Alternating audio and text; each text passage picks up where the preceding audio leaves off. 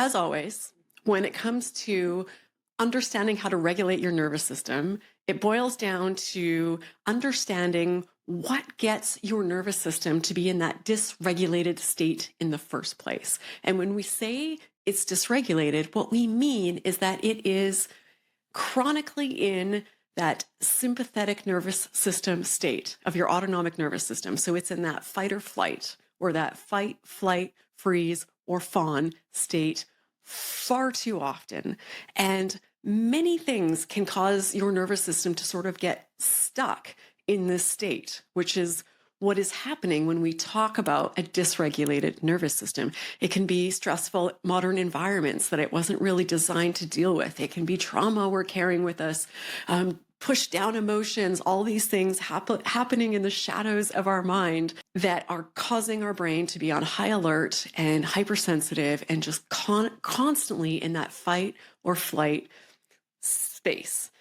And if your nervous system is dysregulated, if it is stuck in fight or flight, it's for really only for one reason. There's only one thing that puts you in that fight or flight state. And that is that your brain and your nervous system have made an assessment of a threat, either an emotional threat or a physical threat. It processes both of them the same. It is determined there is a threat. The switch is flicked, so to speak.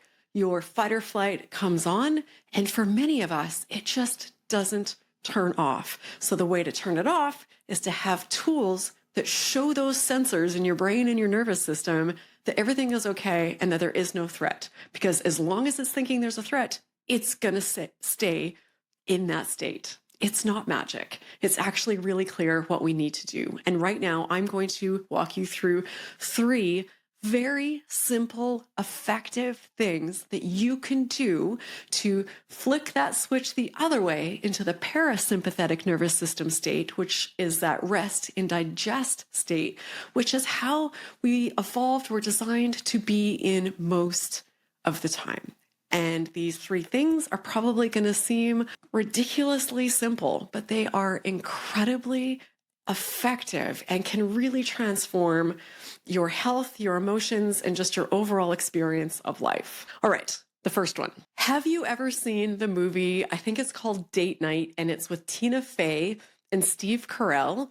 If you haven't seen it, this is the scene that I want you to picture. They're being chased by people. I don't know, they witnessed something they weren't supposed to, or they're on this big run for their lives. They think they're about to be killed and they're in a panic. And they pause on a street corner. They think they've kind of like gotten away and they're just taking a moment and they're both breathing insane. And Steve Carell's character says to Tina Fey, she's like, "Are you breathing?" And she's bent over and she's like, "Only in." Because this is what happens when we are feeling that there's a threat. Our body does all sorts of things. It, like kicks up our cortisol and our adrenaline and gives us, the ability to be stronger and run faster and do whatever it is that we need to do. And slow, calm, relaxed breathing is definitely not one of them. So one simple, fast thing you can do when you can detect that your fight or flight system is engaged, and you'll know it's engaged because you'll feel fear or stress or overwhelm or anxiety or something really uncomfortable or symptoms, physical symptoms in your body. What you could do in this moment is to just slow down your breathing. When we breathe in, it speeds up our heart rate. So Tina Fey in that movie, feeling like she's only breathing in, this is pumping her body up. It's getting her ready to do whatever she needs to do to save her life. But when we exhale, it slows down our heart rate. This happens with every breath that we take. It is fascinating.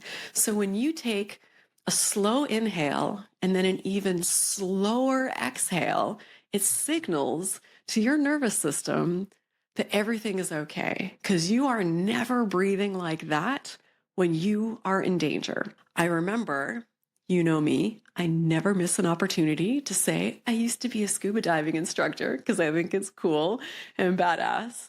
and far more exciting than my current day job in HR. But when I was studying to be a professional scuba diver, I do have a point here, and you will care about it. I remember reading in the textbooks that when you're working with students, because it's understandably a normal thing for people to panic when they go underwater, because it's not a natural thing, right? To put your head below water and sink down, down, down, watching the natural air, get farther and farther away.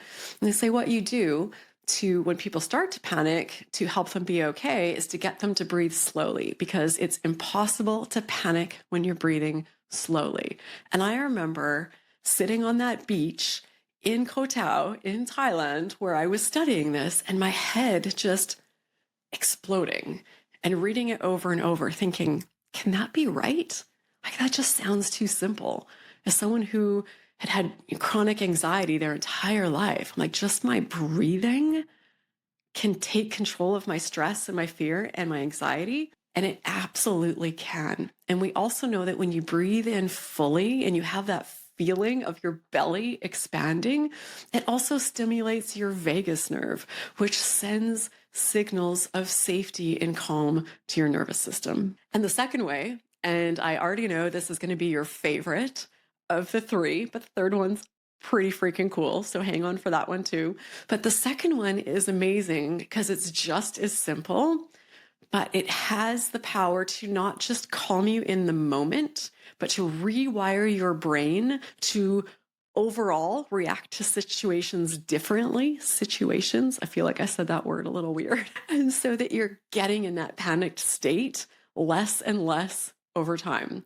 And I imagine you might have heard of it because everyone's talking about it right now. But if you haven't read the book, if you're not up to speed on this, it's called the Let Them Theory. It comes from the book by Mel Robbins on this topic. And it's another one of these things that is deceptively simple sounding, but is so powerful. I have been using it ever since I read the book, and it changes everything.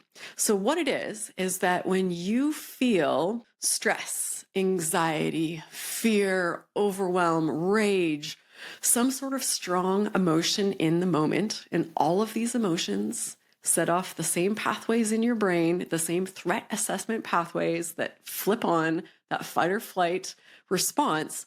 When you feel this, you simply take a breath.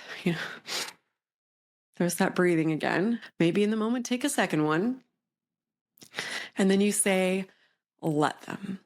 Because so much of our fear and stress and frustration and rage is around things that are happening in our environment, things that other people are doing, politics, things on the news, things our mother-in-law is saying, things our friends are saying, people in line in front of us at the grocery store, and people driving on the street, what your Uber driver is doing, what your boss is saying, what your partner is saying, what your kids are doing. We want to control everything, and we're like a puppet.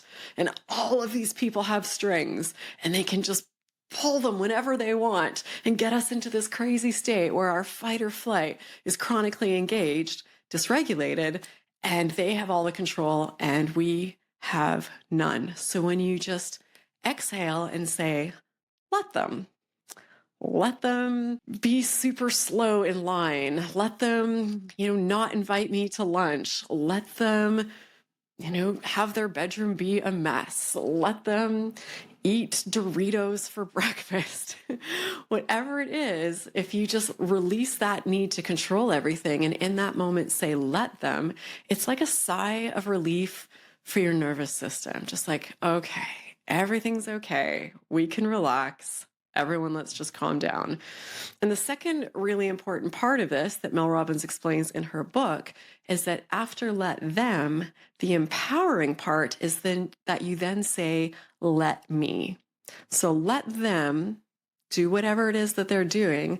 Now let me do this. Because the only thing we can control is ourselves. So it's about taking back your power, cutting all those puppet marionette strings, taking away everyone else's power, taking ownership of your life, dialing down the rage, the fear, the panic, the anxiety, the worry, and just signaling to your nervous system that everything is okay. And the more you do this over time, repeatedly, things that normally for years have been setting you off, have bothered you, have stressed you out, you'll realize that you don't actually care about that much anymore. And you won't even have to say, let them.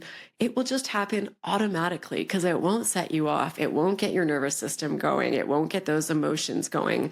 And you'll just be okay. By the way, it is insane how this is catching on globally and how this is resonating for people and how it is working so well for people that so many people within days of reading the book and learning about the let them theory are having or getting the words let them tattooed on their body because it's taking back control of your life, it's getting your peace back, and it's just keeping your nervous system in a good state. It's really incredible. And then the last one, and this one is fascinating too in its simplicity, but has also been studied by science, and we know it works and we know it to be true. So a third way to just really quickly reset a dysregulated nervous system is to listen to birds singing. Because birds singing signals safety. And this can be real birds, in your yard outside your window, or it can be a recording of birds that you have on Spotify or YouTube. They are playlists, free playlists all over the place that you can find that are just birds singing.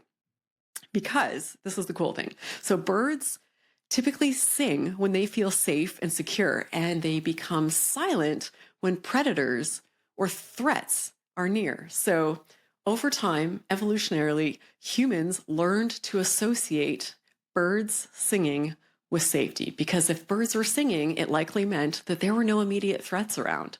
And multiple studies have shown that listening to birds singing lowers stress levels, it reduces anxiety, it even improves mood and your cognitive function. This is a fascinating side note on this one, is that nature sounds like birds singing trigger physiological and psychological relaxation responses, making them a really good tool in stress management. And if you're having trouble with cognitive clarity right now, which often happens when you're facing things like ME/CFS and long COVID, it can help, listening to birds singing can help improve your cognitive clarity. It helps you think more clearly. It provides this gentle sensory stimulation that allows our brains to relax while still also being gently attentive.